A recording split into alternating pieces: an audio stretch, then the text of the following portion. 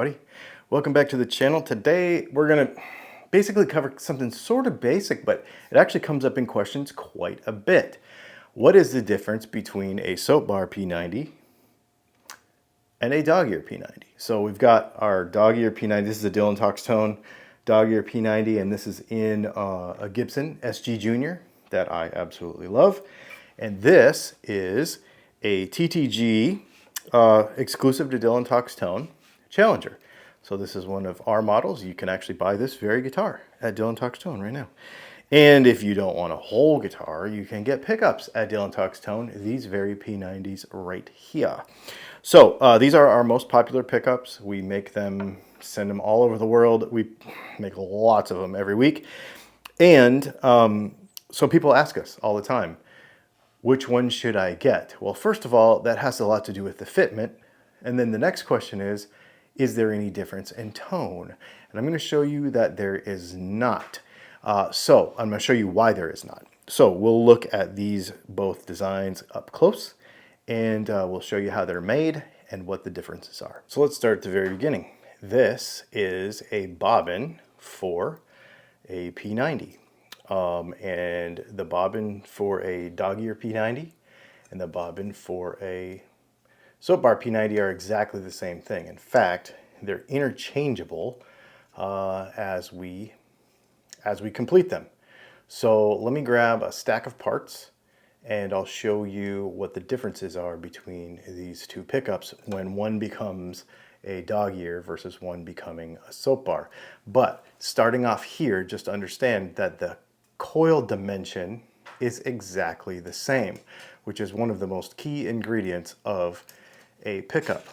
Also, the coil wire, this wire right here, is exactly the same. It is 42 gauge single build. That's what we use here anyway. And this is the same exact coil wire used on both pickups.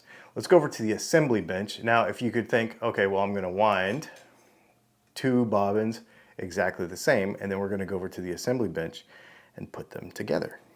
All right, so this bobbin is done, and this is basically what a dog ear or a soap bar is going to be. This guy right here. So we've got our winds on the plastic bobbin. We did press eyelets into there. See that there? So there you go. So then we come over here to the assembly bench. All right, so if we look at some of the other parts that go into a P90, obviously we're going to have two magnets, okay? And those magnets are going to sit on the bottom. Let's grab a constructed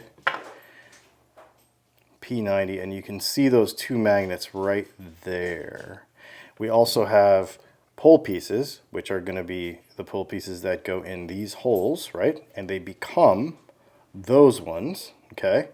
And then there is a retainer bar that goes in between here too. And then both of the magnets. We've done super in-depth videos. I'm just really trying to show you the differences. So there's a magnet here and there's a magnet here. So there's two humbucker magnets side by side, right?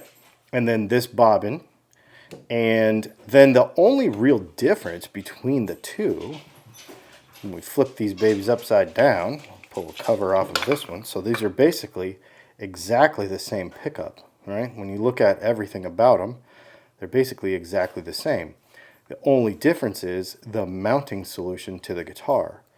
So this one has two holes. So if we look here, there's a hole here and a hole here, okay? And on this one, there is a hole on the ends in the dog ears. But other than that, the base plate is the only difference between these two. So then in the practical sense of that, what we have is we have the dog ear that has these two screws, and this is sitting on foam, and it raises up and down. You can use springs underneath there. You can use foam. You can use whatever you want, basically, to make it to where this is kind of squishy, to where you can adjust the pickup height in the guitar to be appropriate to however you want it. And that's the way this TTG is. And the dog ear isn't really adjustable. So in the old days, they would actually just adjust the screw poles in the middle of the pickup, which you can do over here too, but it's not necessary. They would adjust the screw poles in the pickup to get it closer and further away from the strings, because this is fixed, right? So this is actually bolted in. And that's the difference. So the question is, why would you choose one over the other if they are the same? Basically, it comes down to guitar design. How is the guitar built? So a few things. What you're really concerned with here is the bridge type, the neck angle, because how much room is between the body and the strings, right? And so with a soap bar, you can adjust that, obviously, up and down. Of course, there's an aesthetic component to it too, but mostly it has to do with neck angle and height between the strings and the body of the guitar. This,